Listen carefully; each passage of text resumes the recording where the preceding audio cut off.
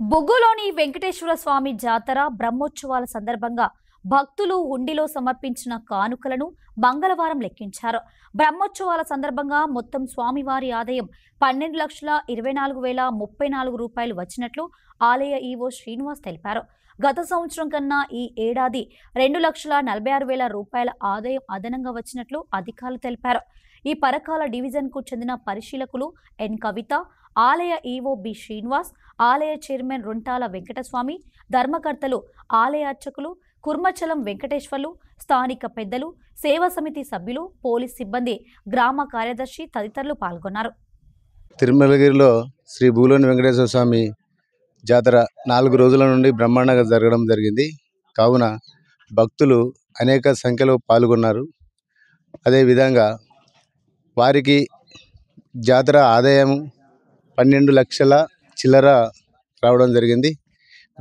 ఇట్టి జాతరకు అందరి సహకారం, మాకు అన్ని డిపార్ట్మెంట్ల సహకారం జరిగింది.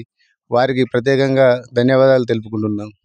అదేవిధంగా మా ఎమ్మెల్యే గారు గండ్ర సత్యనారాయణరావు గారు వారి సహకారంతో ఇదంతా చేయడం జరిగింది.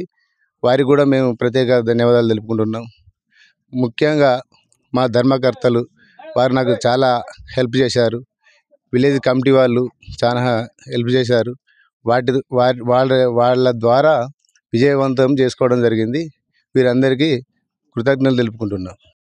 శ్రీ బొగ్గులోని వెంకటేశ్వర స్వామి దేవస్థానం తిరుమలగిరి గ్రామం 2024 సంవత్సరం జాతర బ్రహ్మోత్సవాల సందర్భంగా వచ్చిన ఆదాయ వివరంలో ప్రత్యేక దర్శనం ద్వారా 2,73,200, గండా దీపం ద్వారా 8,760, కేశఖండన ద్వారా 9,580, అర్చన ద్వారా 15,550, తైబజార్ ద్వారా 18,000, టెండర్స్ ద్వారా 3,50,500 మరియు ఈరోజు విప్పిన ఉండి ఆదాయం ద్వారా 5,48,445 రూపాయలు ఆదాయం వచ్చింది. గత సంవత్సరము 9,77,485 రాగా ఈ సంవత్సరము మొత్తం ఆదాయము 12,24,035 రూపాయలు వచ్చినది. అంటే గత సంవత్సరం కన్నా 2,46,000 రూపాయల ఆదాయం అధికంగా వచ్చినది. ఇట్టి జాతర బ్రహ్మోత్సవాల కార్యక్రమంలో భక్తులకు ఏర్పాటు చేసిన ఏర్పాట్లలో మా చైర్మన్ గారు మరియు ధర్మకర్తలు, వివిధ డిపార్ట్మెంట్ వారు, పోలీస్ సిబ్బంది, RWS, health department, RTC, Transco మొదలగు డిపార్ట్మెంట్ వారు ఎంతో సహకారం అందించడం జరిగింది.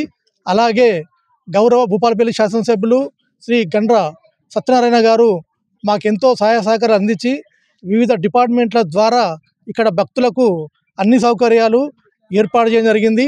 ఇటు సందర్భంగా వారందరికీ మా ధన్యవాదాలు తెలుసుకుంటున్నాం. జై శ్రీమన్నారాయణ.